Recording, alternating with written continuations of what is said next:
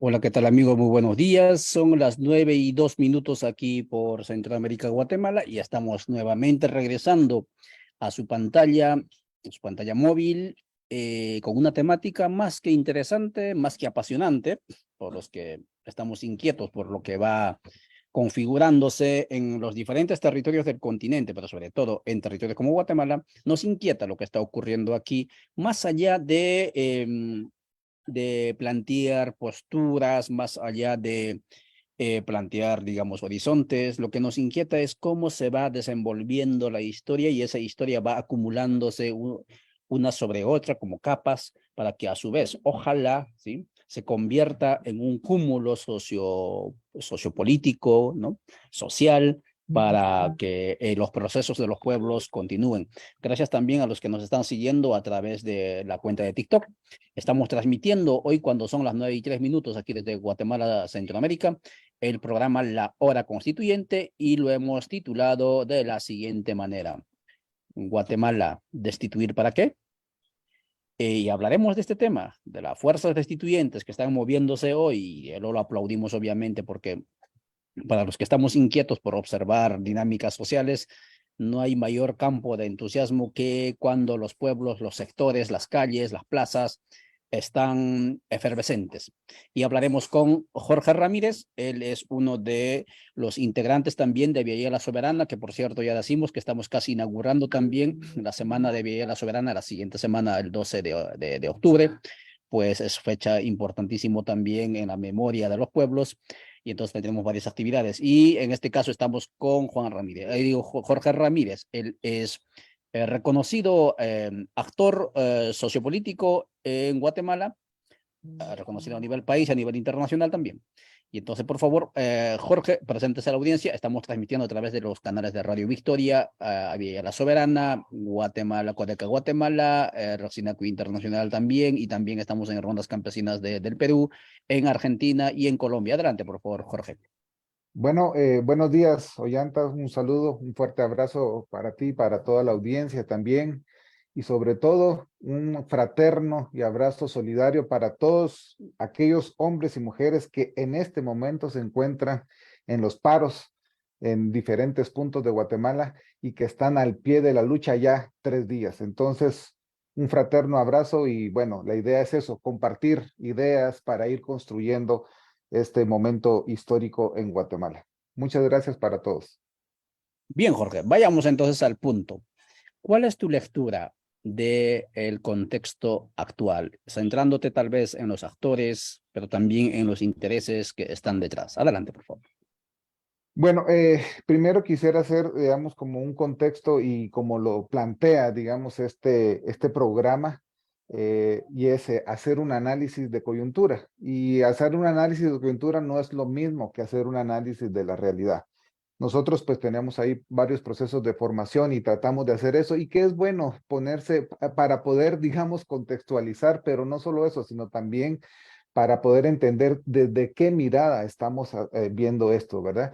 Y un análisis de coyuntura, pues nosotros la determinamos cuando se hacen justamente en estos momentos, cuando hay cambios, cuando hay rupturas, en donde es importante analizar los actores, es importante analizar los hechos políticos, ¿verdad?, que se están sucediendo, pero también para ir midiendo las correlaciones, la correlación de fuerzas, ¿verdad? ¿Por qué? Porque esto nos permite poder dar una mirada, pues, no mágica hacia el futuro, pero sí con un sustento importante hacia dónde, hacia qué dirección va, digamos, este momento histórico, ¿verdad?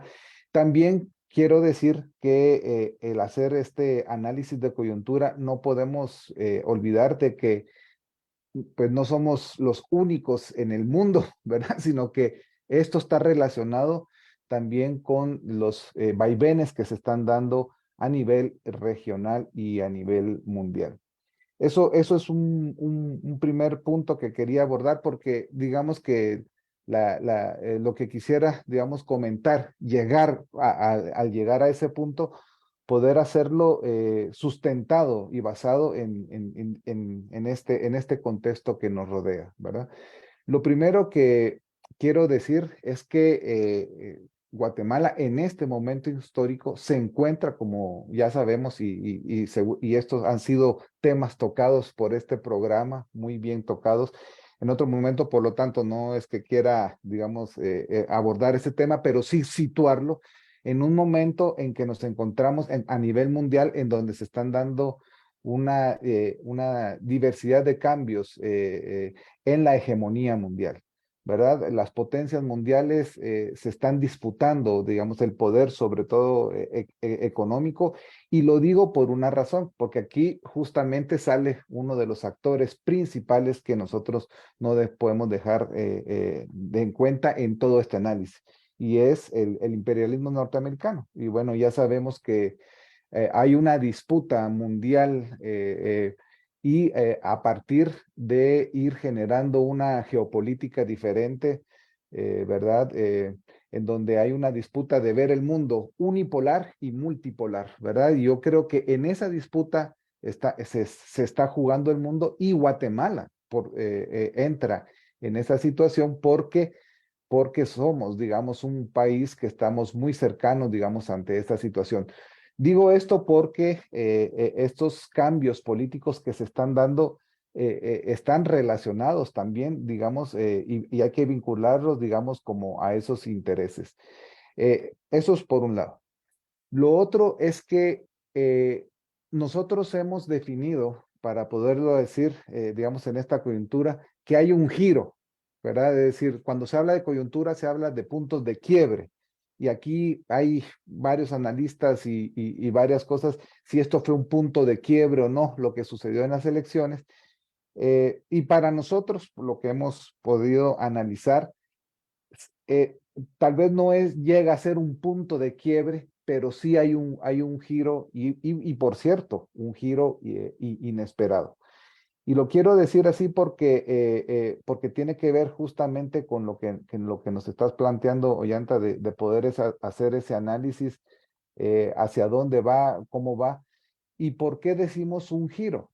Porque si bien es cierto, nosotros sabemos que Guatemala, después de los acuerdos de paz, de los acuerdos de paz para acá, se ha dado una lucha entre poderes interoligarcas que es histórico, que no es nuevo, y tiene que ver con los actores que se están dando ahora, ¿verdad? Entonces, en el tiempo del conflicto armado interno, que por cierto a nosotros no nos gusta mencionarlo así, sino porque se le quita el carácter realmente para nosotros, nosotros lo analizamos como la guerra popular revolucionaria, porque fue un momento de luchas que está relacionado con lo que está pasando.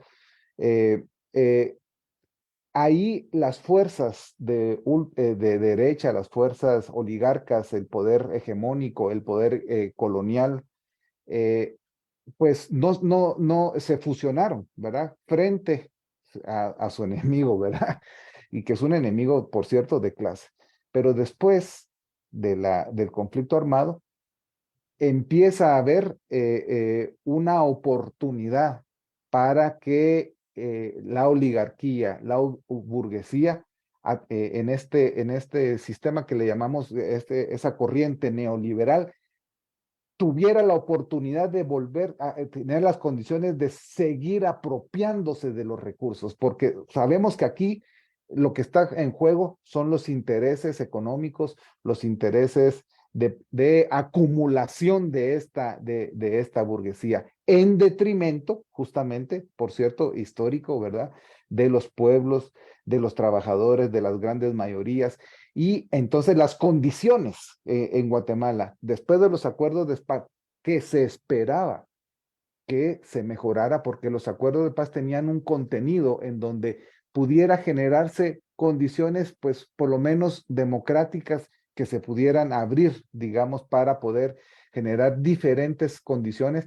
Los acuerdos de paz no hablaban de cambios estructurales, no hablaban cambios de estructurales, sin embargo, sí de condiciones de vida, ¿verdad? Entonces, y habían algunos acuerdos bien importantes, pero aquí tenemos en Guatemala, una burguesía y una oligarquía rancia, como muchas veces se le llama, ¿verdad? Muy conservadora.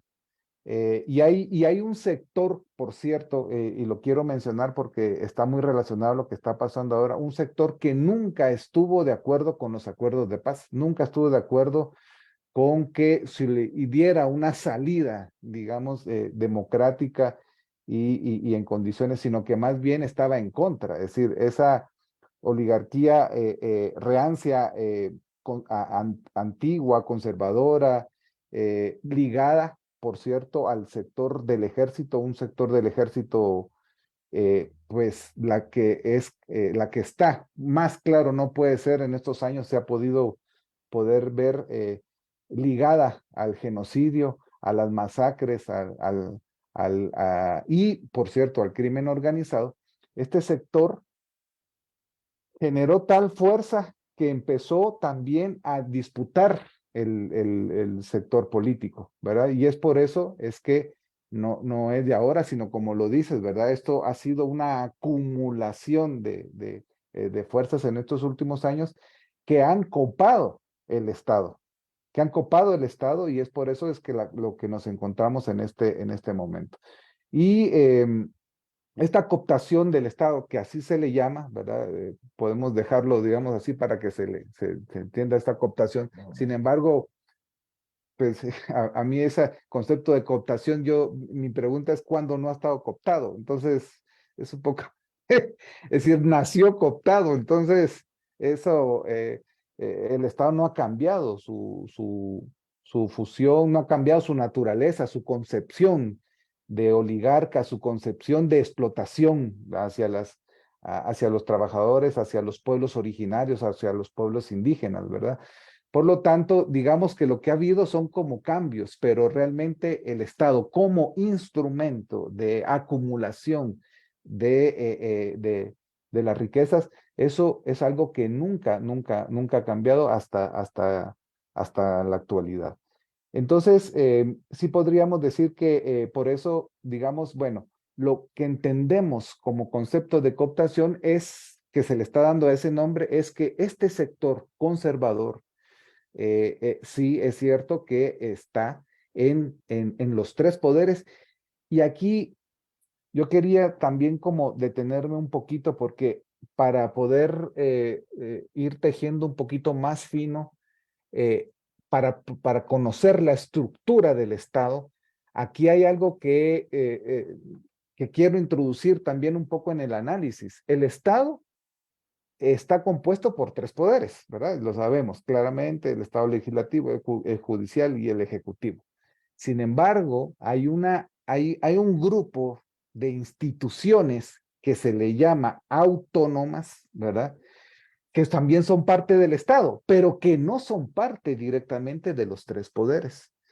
Lo interesante que hay que hacer un análisis y tal vez en esto los sociólogos, historiadores, politólogos que nos ayuden un poquito a desenredar un poquito eso, es que curiosamente las instituciones que son autónomas, ¿verdad? Como la Corte de Constitucionalidad, el Ministerio Público, la SAT, la Procuraduría de Derechos Humanos, la Universidad de San Carlos, que están siendo cooptadas, ¿verdad? Están jugando un papel tan determinante que están inclusive dominando a los tres poderes supuestamente más importantes. Ahorita, por ejemplo, en el imaginario, pero no solo en el imaginario, sino en la concreta, como en muchos artículos se ha hablado, es decir, ¿cómo es posible que una Corte de Constitucionalidad tenga en jaque, digamos, como al país, ¿verdad? Está tomando decisiones, o el Ministerio Público, ¿verdad? Pero esto solo se puede entender si no entendemos que lo que existe detrás, en realidad son luchas interoligarcas que se están disputando, digamos, el Estado del poder y el Estado como instrumento de control y de dominación. Yo creo que eso es algo que es fundamental porque pues muchas veces nos quedamos solamente con la consigna, con lo que sale, pero sí siento que hay que profundizar para poder lograr entender lo que se está dando realmente. Entonces, en esta cooptación que se fue dando durante todos estos años, efectivamente lo que pasó en las elecciones, ¿verdad? Y podremos como recordar,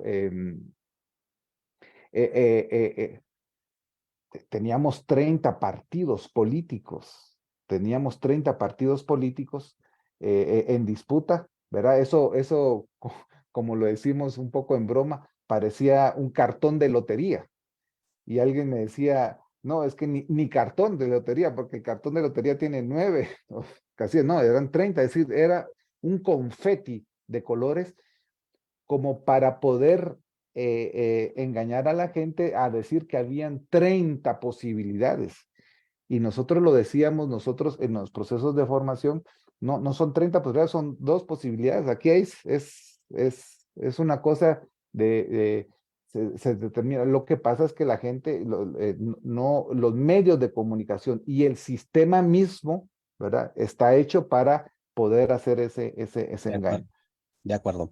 Estamos conversando con Jorge Ramírez y en esta tertulia, y ojalá que también te esté abonándote sobre la coyuntura. Y como él indica, aquí nos están ganando en la batalla cultural. Nos han instalado varios dispositivos, categorías, como verdades absolutas. Por ejemplo, un tema que nos plantea interesante, el tema de la cooptación. Y todo el mundo asume que está cooptado, que nunca el Estado estuvo cooptado, ¿sí? Lo que pasa es que nació y se diseñó como billetera de la oligarquía de ese tiempo. Y funcionó así. Y va a funcionar así mientras nosotros y usted sigamos hablando de la cooptación y que tenemos que recuperarlo y que tenemos que hacerlo funcionar y que tiene que reoxigenarse, etc. Ese estado de 200 años, como muy bien entre líneas lo dijo Jorge Ramírez, es esencialmente etnofágico y, por decirlo menos, ¿sí? Porque estamos hablando de pueblos mayoritarios en Guatemala, o en otros términos, es esencialmente antivida, ¿sí? Y en ese sentido, urge entonces pensar más allá de lo que nos dicen que tenemos que pensar. Y ahí viene la segunda cuestión, Jorge. Yo estoy de acuerdo con todo lo que me imagino la audiencia también, no yo, sino la audiencia también está, digamos, sonriendo como estuve sonriendo yo con las herejías que estabas planteando, aunque para un sector ya no es herejía, es una constatación, ¿no? Eh, en este momento, como muy bien también señalabas, ¿no? De manera plausible, decir, para aplaudir, hay fuerzas sociales nucleares o nucleados, digamos, en sectores que incluso hoy mismo están denunciando 11 años de impunidad de la masacre de Alaska, por ejemplo, están en las calles ya en su tercer día, ¿sí? Y en diferentes partes del país, está Jutiapa, está Santa Rosa, está Alta Verapaz, está Totonicapán, está Quiché, está San Marcos, está Huehuetenango, por decir algunos departamentos. Y claro, hay una instalación al parecer, y tenemos pendiente, y les anunciamos también que vamos a hablar con Luis Pacheco, ¿no? Sobre esto justamente, a través de este espacio, esperemos que sea hoy. Luis Pacheco es el presidente de 48 cantones, pero pareciera, Jorge, que todo se termina en la destitución, ¿no? Y no nos preguntamos que van a destituir, pero quienes van a elegir, ¿no? Van a poner a otro igual o peor, es decir, mejor, más eficiente a sus intereses y más, digamos, nefasto para los intereses de los pueblos. Y en ese sentido, entonces, ¿por qué no transitar más allá de la destituyente o de la renuncia ya y plantear una constituyente para que, como han dicho ya en algunas propuestas, por elección popular, determinar quién va a ser magistrado o quién va a ser fiscal? Porque eso también es posible. Entre comillas, comillado, y con esto te dejo que reflexiones al respecto. Sí. Cuando inició la República Federal de Guatemala, ¿sí? Habían 4 órganos de poder. Bueno, en mi corriente constitucional no hablamos de poderes, sino de órganos, porque el poder es uno solo, ¿no? Y él tiene órganos. Tenían 4 órganos, pero nos han metido en la cabeza que solamente existen 3. Pero al inicio, ¿sí? En Guatemala, por lo menos en lo que se llama en esta parte que se llama Guatemala, habían en la primera constitución 4 órganos, y uno de esos órganos era el órgano electoral. Y tramposamente los del legislativo, que son los que hacen la ley, lo han anulado ese órgano y lo han convertido, entre comillas, en un espectro, digamos, en un órgano, entre comillas, autónomo, pero que no es órgano, que no es poder, diríamos, utilizando el lenguaje coloquial. ¿Y para qué lo han hecho eso? Porque sabían que allí tenían que colocar a sus ahijados, ¿no? Para que les digan quién es el ganador y que eviten que, como decía en el acta de la independencia, los indios puedan levantarse a través de las urnas y hacerse gobierno. Y eso es lo que han hecho en el 2023, ¿sí? Y en ese sentido, tampoco el Tribunal Supremo Electoral, ¿no? Es la institución potable, digamos así, porque responde a los que lo han elegido, ¿no? Y entonces, ¿por qué no nos animamos a transitar de la destituyente a la constituyente, Jorge? ¿Qué nos frena? ¿Es el miedo? ¿Es el racismo, el rechazo a los que plantean ese mensaje? ¿O qué es? Porque al fin y al cabo, en teoría política, la constituyente es simplemente una herramienta para ponerse de acuerdo en qué país cómo quieren vivir. Adelante, Jorge, por favor. Bueno, yo lo que quería hacer, no sé si se ve ahí, Adelante, sí. algo, sí. Yo solamente para llegar, digamos, a ese punto, quería mostrar, digamos, una imagen que nosotros utilizamos, porque creo que ahí está el nudo, ¿verdad? Pero lo importante es entender por qué es que decimos que hubo un giro en el tema de la correlación de fuerzas. Nosotros, lo digo en el colectivo, esto no es un análisis completo ni nada, pero nosotros hicimos este ordenamiento de cómo estaban, digamos, las fuerzas. Voy a poner esto para poder darme a explicar lo que me estás preguntando, Ollanta, sobre el tema de la constituyente. Y es que efectivamente lo que sucedió en Guatemala en estas elecciones sí fue un giro, y fue un giro muy importante e inesperado, pero además histórico. ¿Por qué? Porque si nosotros vemos en este diagrama, pues hay un sector importante, por eso nosotros decíamos, no son 30, no eran 30 partidos políticos, eran dos grupos, ¿verdad? Y uno, la mayoría de los partidos de Guatemala están con este sector, digamos, de la burguesía, de la oligarquía, que no quieren, digamos, el cambio estructural y que no quieren ese cambio de ese estado que estás planteando.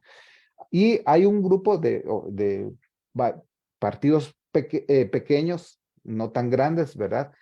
En esta institución que están por el cambio estructural. Sin embargo, su correlación de fuerzas, su capacidad para poder hacerlo, no llega, digamos, a eso, ¿verdad? Porque para poder hacer ese cambio que estás planteando, efectivamente, hay que tener la correlación de fuerzas necesaria, hay que tener la capacidad para poder hacer, tenemos que tener un órgano, como bien lo planteas, un órgano legislativo que abogue por esas leyes que puedan hacer esos cambios. ¿Quién hacen los cambios estructurales, los cambios de Estado? Los que tienen el control de los órganos, ¿verdad? En este caso el legislativo, como ya muy bien lo planteaste. Antes habían 4 órganos y uno era el electoral y lo cambió, pero ¿quién lo cambió? Lo cambió las fuerzas. El órgano legislativo representando a las fuerzas oligarcas y las fuerzas conservadoras de derecha. Es decir, ¿cuándo se puede hacer ese cambio? Cuando tengamos un órgano legislativo que esté a favor de las mayorías, a favor de los pueblos indígenas, a favor de los pueblos originarios. En América Latina podemos ver, digamos, cómo se han hecho cambios estructurales, ¿verdad? Se han hecho cambios. Hay otros países que tienen otro estado. Hay estados, hay países que han cambiado y han creado el estado, por ejemplo, del poder popular, ¿verdad? Pero ¿cómo se hace eso? Cuando se llega, digamos, a ese poder.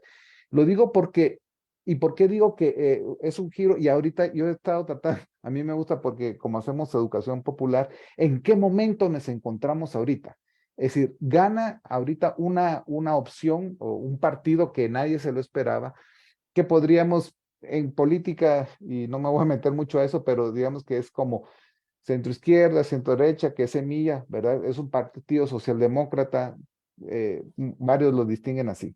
Pero lo que voy es que no era una opción que la oligarquía pretendía. Es decir, no es su vehículo para poder mantener el control del Estado y para mantener ese control. Está generando una opción diferente. Entonces, aquí hay una cosa importante de lo que está pasando ahorita en el tema de las calles. Eh, yo soy de los que planteo que ahorita Guatemala, en estos 4 meses antes de que entrara al gobierno, estamos en un momento como muy, digamos, gráficamente, como cuando uno es niño y está jugando a las piñatas, que tiran la piñata y sueltan los dulces y a ver quién agarra más los dulces, en una opción en que le tenemos que dar contenido al nuevo gobierno. Y el contenido al nuevo gobierno no solo se lo va a dar Semilla, ni solo se lo va a dar el candidato que ganó, el presidente Arévalo, ¿verdad? Actualmente no son los únicos, sino que el contenido se lo va a dar en dependencia de la correlación de fuerzas que tengamos. Y lo que está sucediendo actualmente en las calles, estos 3 días, es a lo que yo le llamo a ese contenido. Es decir, ya digamos estos tres días, yo no sé, se dieron cuenta que una cosa es la consigna, ¿verdad? Renuncie, porra, renuncie, renuncie, renuncie, ¿verdad? Eso es la consigna, pero el contenido, ¿quiénes son los actores que están ahí? ¿Qué es lo que está detrás de eso? Es decir, cuando uno ve las manifestaciones y uno va a esos paros, ahí lo que se está proclamando son todo el sentir popular histórico. Ahí las demandas que se están generando es por el bien de la vida, por el bien de los ríos, por el bien de las tierras, por el bien de los niños, de las niñas. Se está reivindicando, digamos, la situación de los migrantes, los desalojos a los pueblos originarios. Es decir, que en esas manifestaciones se está dando el verdadero, ahí sí estamos viendo, está floreciendo el contenido de ese voto de hace 2 meses. Ese voto que fue algo como un giro, es el contenido que queremos darle. Y por lo tanto, por supuesto que hacia futuro, los pueblos originarios, las organizaciones sociales, lo que pretendemos es cambiar el Estado, porque ya vimos que este Estado es fallido. Este Estado no es un Estado que está a favor ni de las mayorías, ni de los pueblos, ni de las organizaciones. Por lo tanto, tiene que ser cambiado. Ahora, para cambiarlo, sí tenemos que generar una correlación de fuerzas diferentes, distintas, y eso lo tenemos que hacer en todos los ámbitos. Es decir, cuando digo todos los ámbitos, pues una es justamente las calles, tomar las calles, el sector público, que por cierto, cada vez más es impresionante que el sector, las áreas públicas cada vez son menos. Es decir, se está privatizando el país. Es decir, eso es algo que estamos viendo, que cada vez está avanzando este proyecto neoliberal, y eso ahoga a los pueblos, y es por eso que se quiere hacer esta transformación. Por lo tanto, esto que planteas, digamos, del Estado, digamos, plurinacional, que es algo que eh, se cae de la mata de que Guatemala, por ser un país originario de diferentes pueblos, de diferentes culturas, debió haber sido siempre con ese tinte, con esa amalgama de diferentes formas de pensar, formas de vida, pero sin embargo hay una dominación de un sector, de una forma de ver el mundo, de una forma de concebir la estructura, el Estado, y eso no debe de ser. Yo creo que estos días ha sido muy rico y poder ver impresionante las manifestaciones de los 48 cantones, que por cierto, aquí bien interesante, uno ve los 48 cantones en este momento están en la capital, en el Ministerio Público, pero no son los 48, la La autoridad dirigencia. ancestral. Ajá. Cuando uno va a ver a Totonicapán es impresionante, es decir, es la capacidad, ahí es donde se está viendo la fuerza organizativa de un pueblo organizado, pero si uno ve un poco más allá, es decir, no estás viendo, hay gente que solo ve gente, no, es que ahí estamos viendo la estructura ancestral, porque los 48 cantones es una organización, una estructura, una forma de vida ancestral antes que fuera la invasión de los españoles, y eso es lo que estamos viendo, y ese es el contenido real que le queremos dar o que se le quieren dar los pueblos y que están exigiendo ese cambio para...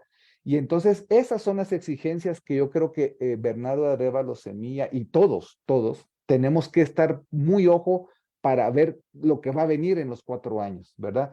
Y eso es un mensaje muy claro.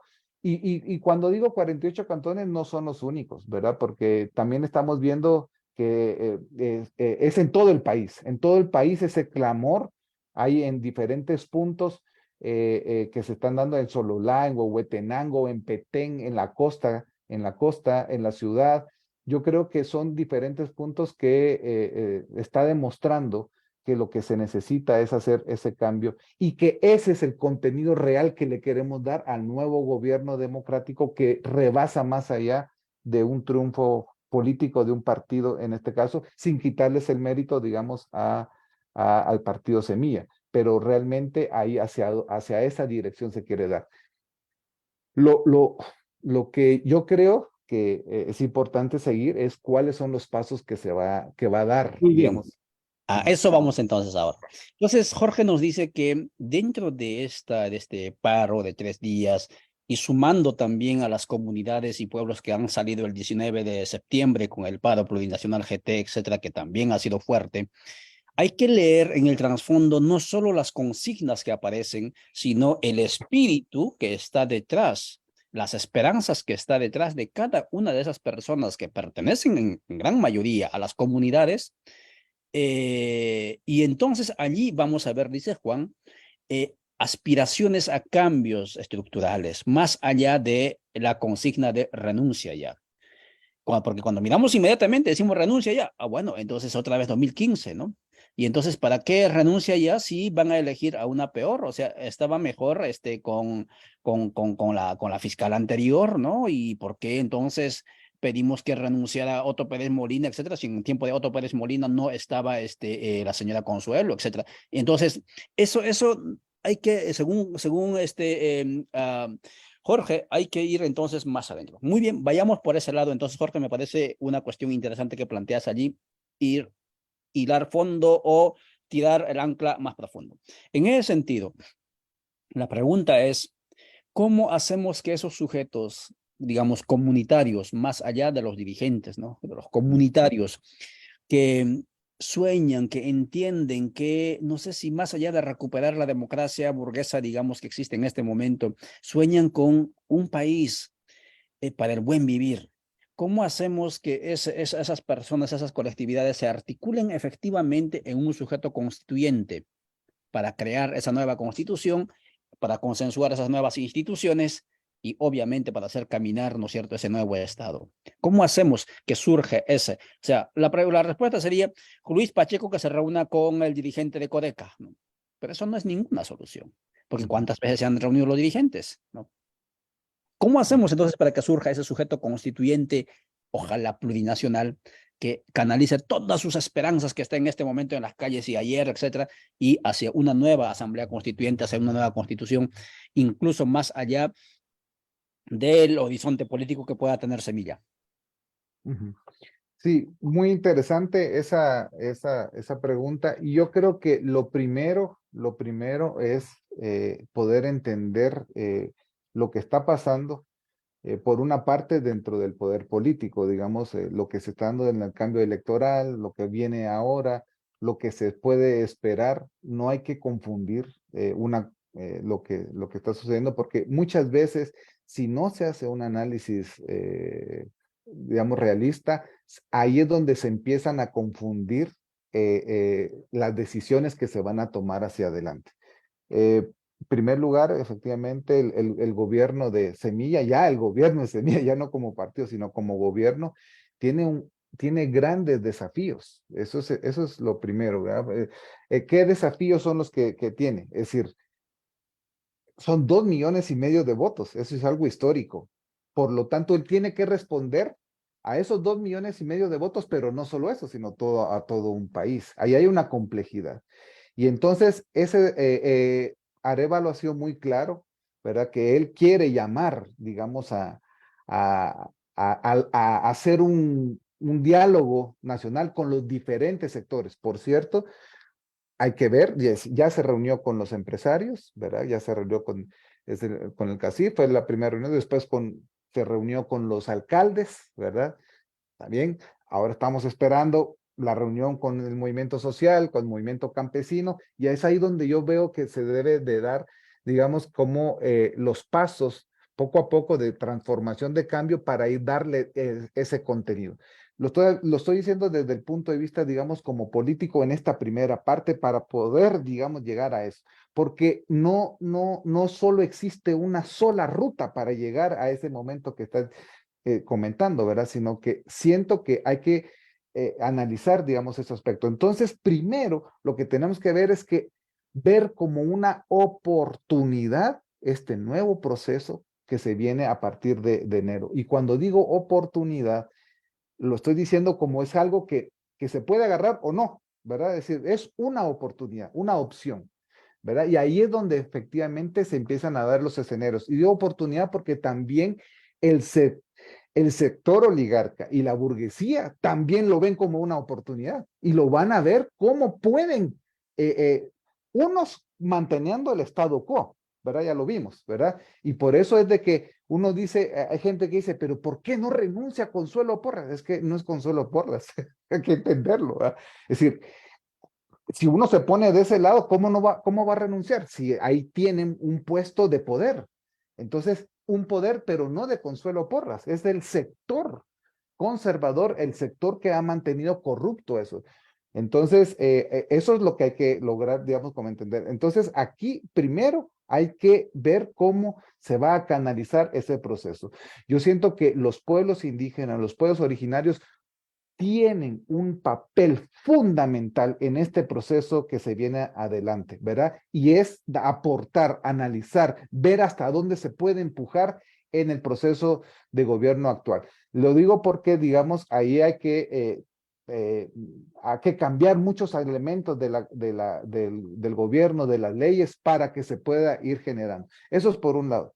Ahora, lo otro que planteas, que es la parte, digamos, también subjetiva y objetiva, digamos, del movimiento popular, de las organizaciones sociales, una de las cosas que primero debemos de analizar es que esta situación, estas movilizaciones, nos están dando una claridad y un convencimiento, porque no todo el mundo está convencido o no está claro de estos cambios estructurales que se tienen que dar y de un Estado plurinacional, porque efectivamente la subjetividad, los medios de comunicación han hecho un papel determinante.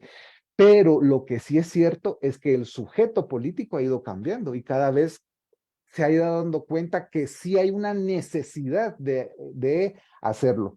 Entonces, los cambios van a ser paulatinos, van a ir haciéndose poco a poco y por etapas, pero esas organizaciones sociales que están movilizadas, ahora es increíble en estos 3 días, ¿quiénes han salido a las calles? Todos. Es que todas las organizaciones se han visto, nos hemos visto ahí en las calles, nos hemos encontrado ahí en la movilización, en estas actividades, es cuando se va creando conciencia. Es un proceso de generación de conciencia.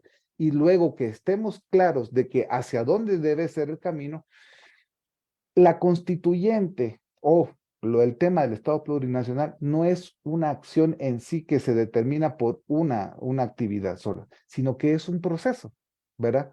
Un proceso que debe irse creciendo, que debe ir cambiando la subjetividad de las personas, pero después esa subjetividad de que nos estemos convencidos y claro de que sí necesitamos un cambio estructural y un cambio en donde haya un Estado plurinacional. Cuando vaya cambiando esa subjetividad, debe irse transformando en algo ya objetivo, que es el tema, digamos, ya de organizaciones. Y ahí, efectivamente, un llamado a todos y todas, es decir, que no, en la parte ya de la objetividad de las organizaciones, no, no tenemos, alguien no es que tenga la razón por completo, todos tenemos una parte de la razón, ¿verdad? Y ahí es como ir hilando e ir creando como una especie como de rompecabezas. Entre todos debe de existir. Y cuando uno ve un rompecabezas, uno tiene su pieza, pero es su pieza, ¿verdad? Que puede estar entrelazada entre otra. Eso no nos quita, digamos, nuestra forma de pensar. No es quitar nuestras formas de pensar, pero sí es importante entender que debemos entrelazar una pieza con la otra para ir generando un mapa político diferente, eh, un escenario diferente en donde podamos concretar lo que estamos, digamos, como pensando. Ujú. Entonces, yo creo que es eso, vuelvo a repetir, es un proceso, ¿verdad? En donde tiene que ver una parte subjetiva que tenemos que ir cambiando el sujeto histórico, pero también irlo concretando. Y hay una cosa, solo para terminar, ahorita esto que está pasando en las calles, eh, eh, no lo podemos dejar pasar. No podemos dejar pasarlo. Este es el momento oportuno para ir concretando e ir definiendo algunos elementos hacia adelante de forma organizativa, porque aquí los pueblos nunca se confunden y cuando uno escucha los discursos, los análisis a la gente, ahí hay como un despertar y siento que esto debe de ser algo que nos debe de nutrir para generar este proceso que nos lleve, digamos, al cambio estructural y a un cambio de un Estado plurinacional, hay que decirlo así, ¿verdad? Para que cambie esta situación. Muchas gracias, Jorge. Excelente, creo yo. Yo creo que la audiencia está contenta con con lo que estamos planteando aquí, bueno, con lo que usted está reflexionando. Voy a leer algunos mensajes. Dice David Torres Castro, queremos una nueva constitución política de la República Popular y Plurinacional. Codeca Estados Unidos dice, no nos olviden a los migrantes. En Estados Unidos se dice que somos alrededor de 4 millones provenientes de todos los pueblos de Guatemala y aunque estemos lejos, seguimos siendo ciudadanos con derechos. Nuestra pertenencia a Guatemala son los consulados, etcétera. Gracias a Estados Unidos por escribirnos. Rudy Villera dice, muy bueno el punto de la necesidad de lograr más que amplias alianzas. Sin lograr eso, el camino se hará difícil, indica. Indica también Patsun, MLP Patsun, felicitaciones, importante análisis. Marcelino Sincal dice, saluda, gracias Marcelino por seguirnos. Em, Karina García nos dice, hay que aprovechar este movimiento para fortalecer alianzas entre los pueblos, organizar y formar para generar conciencia de la necesidad de cambios estructurales. Em, Dice Vivian Salazar, me parece muy pertinente la pregunta con tanta fuerza social. ¿Por qué no avanzar más? ¿Por qué no demandar en este momento un cambio más contundente? Pareciera que estamos en un callejón sin salida. Mucha esperanza, pero pocas salidas.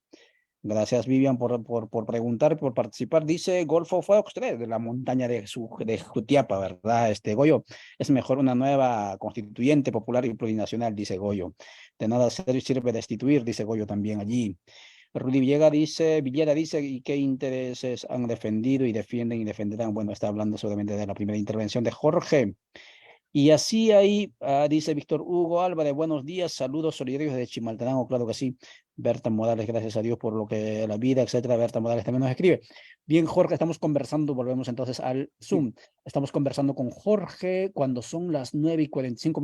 Hoy 4 de octubre, hace 11 años atrás, ¿sí? Más o menos a esta hora, un poquito más, un poquito menos. Ese Estado canalla a través de su gobierno y a través de su guardia de seguridad, que es el ejército, ¿sí? Seguridad de las transnacionales, disparó a mansalva y asesinó a 6 hermanos nuestros y uno séptimo murió de herido y todavía ellos continúan en la Ujú. impunidad. Y sin embargo, ese pueblo que está articulado en lo que se llama 48 cantones, y ojalá podamos conversar con Luis Pacheco también sobre ello más tarde, ahora está en pie de lucha. Y como muy bien decía Jorge, y con esto vamos a ir concluyendo, y si tiene algún mensaje final le dejamos a Jorge, es importante en este momento no dejar pasar como ocurrió en el 2015. Parecía que en un 2015 estaba empujándose y estaban moviéndose, y cuando se iba finalmente a empujar la carga y tirarlo al precipicio, es decir, sacudirlo por completo. Ahí nos quedamos con la carga al final, y esa carga otra vez, como en el mito de Sísifo, vino y creció más y sobre nosotros, y ahora con esa carga más gigante, seguimos empujando y estamos avanzando. Y ojalá, en este contexto, más allá de los dirigentes, más allá de, digamos, de las orientaciones programáticas, si acaso podemos hablar de esa manera, en los territorios, en las comunidades que están en este momento en las calles, se vaya articulando ese sueño plurinacional.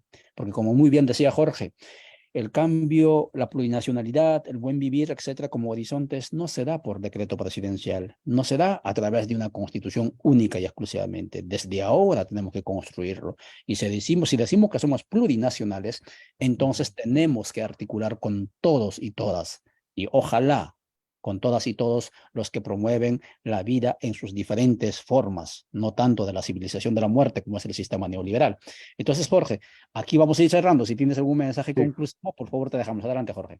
Bueno, primero un poco lo que decías. Yo creo que todas las situaciones que se dan son una acumulación de factores y de elementos que tenemos que ir hilando. No hay algo que lo determine.